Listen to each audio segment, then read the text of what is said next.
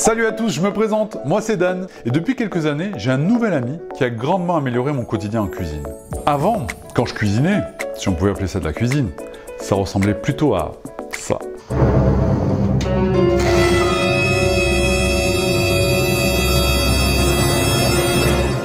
Et maintenant, c'est plutôt ça.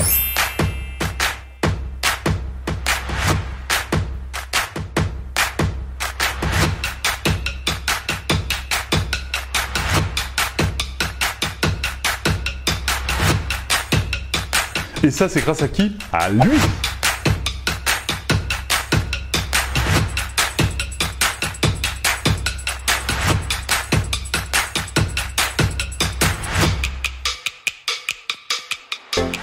Je me considère pas comme un cordon bleu, mais j'ai tout de même envie de vous partager mes coups de cœur, également mes trucs et astuces sur le Thermomix.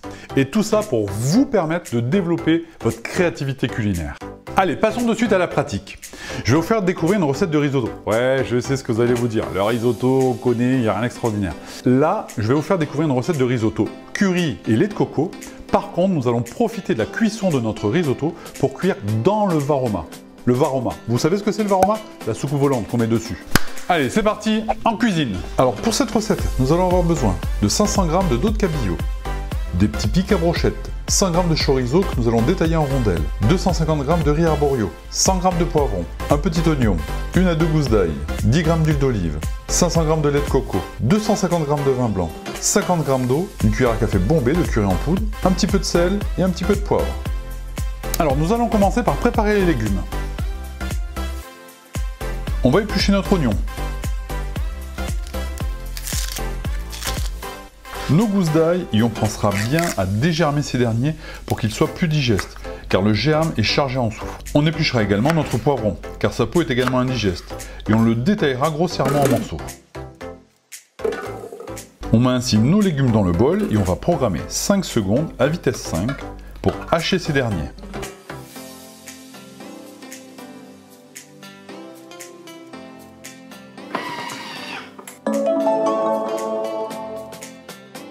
À la sonnerie, on va racler les parois du bol, puis ajouter notre huile d'olive.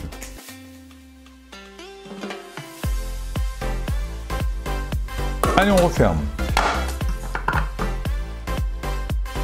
Et on va programmer 5 minutes, 120 degrés, vitesse 1, sens inverse pour faire blondir nos légumes. Alors pendant que ça rissole, on va profiter pour préparer nos brochettes de cabillaud. C'est parti! On va détailler notre cabillaud en gros cubes. Et c'est pour cela qu'on préférera le dos de cabillaud dans cette recette. Pour le chorizo, on pensera bien à enlever sa peau.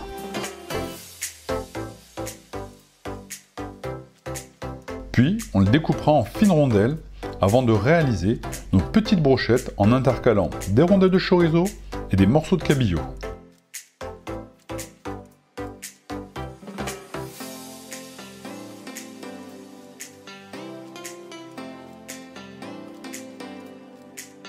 Allez, on rajoute nos 250 g de riz arborio, puis on va le nacrer. Pour ce faire, une petite minute à 120 degrés, sens inverse, vitesse 1.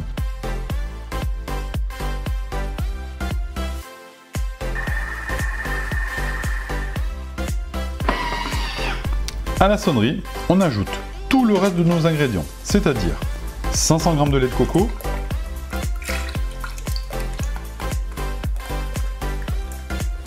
250 g de vin blanc,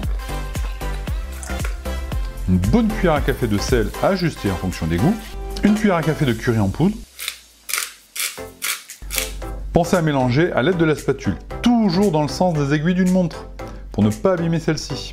J'allais oublier, rajouter 50 g d'eau. On referme le couvercle sans gobelet doseur. Puis on va disposer le varoma, dans lequel on va positionner toutes nos brochettes. Alors, si jamais vous n'avez pas assez de place dans le varoma, pensez à utiliser votre plateau vapeur. Pour la cuisson, on programme 15 minutes.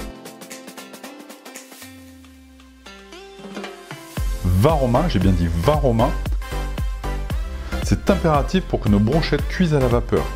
Puis, vitesse 1, toujours en sens inverse.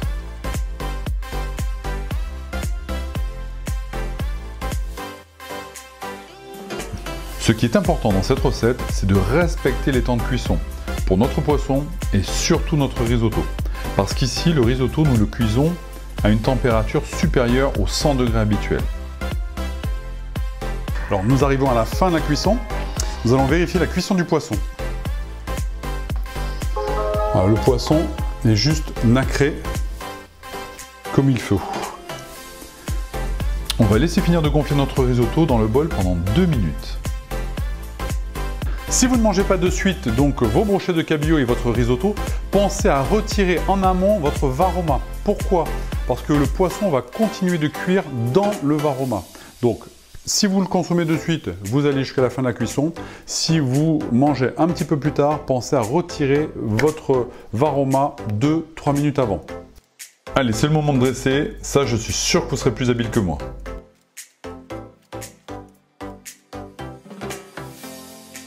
Regardez ce risotto onctueux à souhait. Et tout ça pendant que je profitais de l'apéro virtuel avec les copains. C'est pas génial?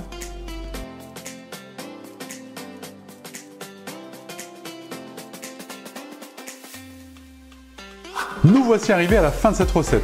J'espère qu'elle vous a plu. Vous avez vu, nous avons réalisé en très peu de temps un risotto accompagné de sa brochette de cabillaud. Une tuerie. Si vous avez aimé cette recette, je vous invite à mettre un petit pouce bleu en bas de cette vidéo et à vous abonner à la chaîne. Très bientôt, nous allons nous retrouver pour de nouvelles aventures culinaires et de belles surprises vous attendent. Bonne dégustation!